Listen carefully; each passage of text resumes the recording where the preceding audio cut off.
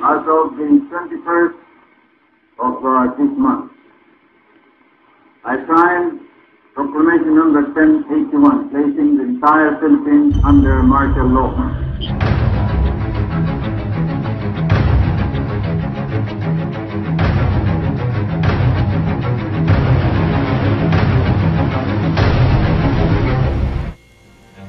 Ano ba talaga ang dahilan ni Ferdinand Marcos sa deklarasyon niya ng martial law?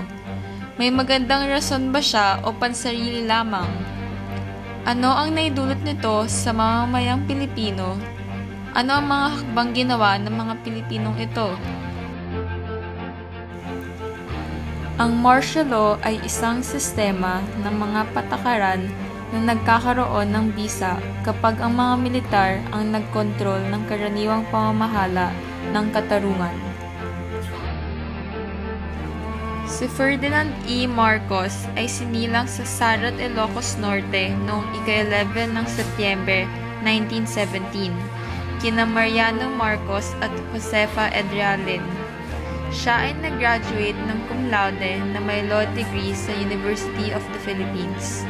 Siya ang ika-10 presidente ng Pilipinas mula 1965 hanggang 1986.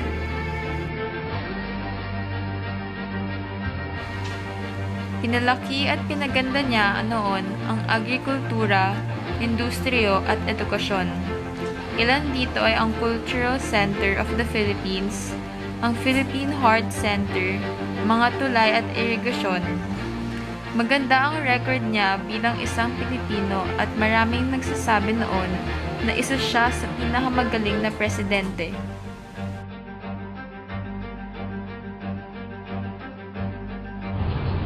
What is it like living under martial law? It depends, but for me, martial law is okay. Because only those who are doing wrong are afraid with the martial law.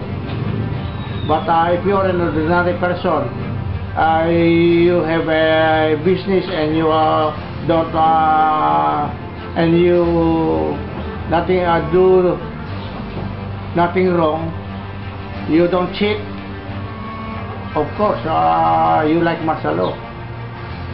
So, are you pro or against martial law? I am not against with martial law. It's okay for me because those people who are not disciplined before martial law are being disciplined by following the order of the president or any military officer. What about President Marcos? What do you have to say about President Well, he's okay. Only those people who are doing something wrong against the government are against him. For example, you are a governor, you are a congressman, and you are not listening to the government. Okay, they will, as a matter of fact, during the martial law, many senators and politicians are jailed, like Aquino, Jokno, Aquino, the father of Aquino, Senator Jokno, even Vice President Binay. Kulong lahat sila.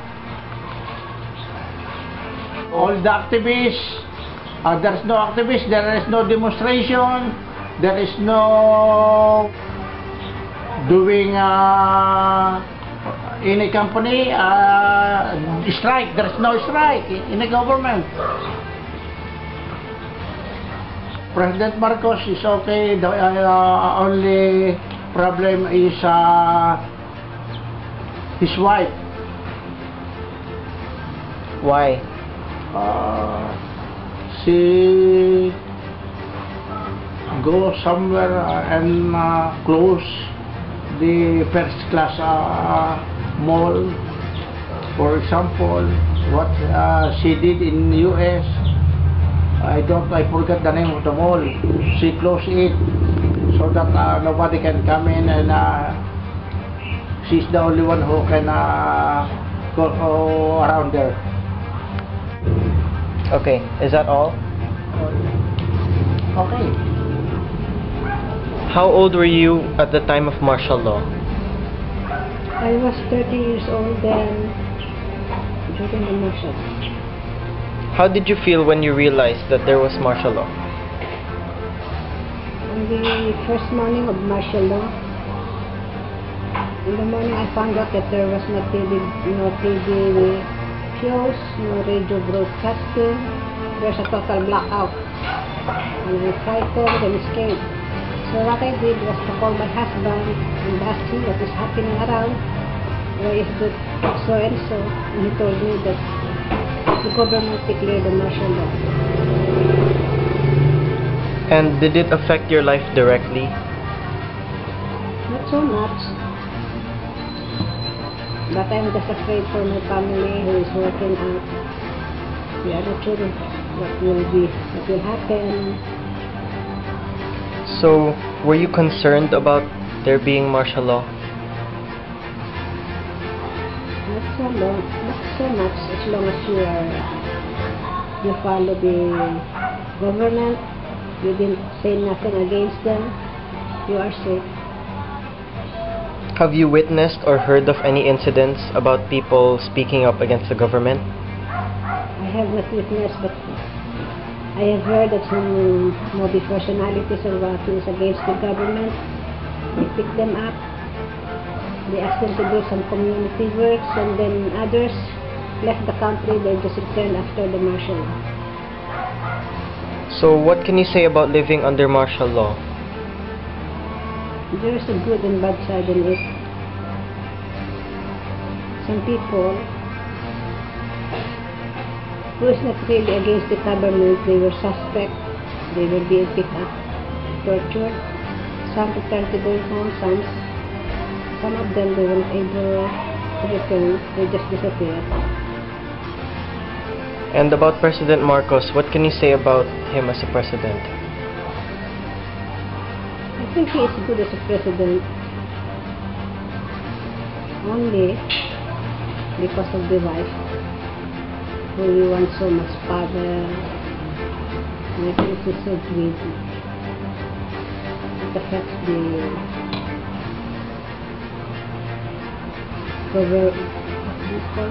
style of the government.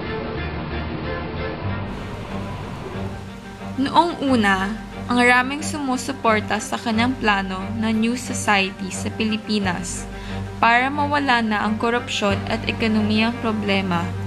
Pero inabuso ang kanyang kapangyarihan.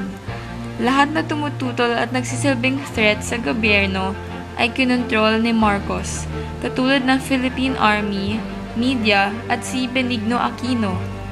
Maraming nangyari na human right violation. Ang paglala ng problema sa bansa ay nagdulot ng pagkawala ng suporta ng mga Pilipino sa kanya. Nagkaisa lalo ang mga Pilipino sa pagkamatay ni Benigno Aquino noong August 21, 1983. Maraming nagrally sa pagkamatay niya. Maraming nalungkot at naggalit. Itong pagkakaisang ito ay nagdulot ng EDSA Revolution noong February 22, 1986.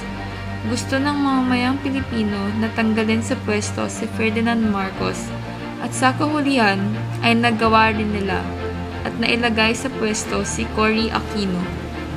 Ang pagka-elect ni Cory Aquino bilang presidente ay nagbigay ng bagong pag-asa sa Pilipinas. Sa 1986 Constitution, ibinalik niya ang demokrasya sa Pilipinas. Siya ang sumisimbolo ng pag-asa sa Pilipinas.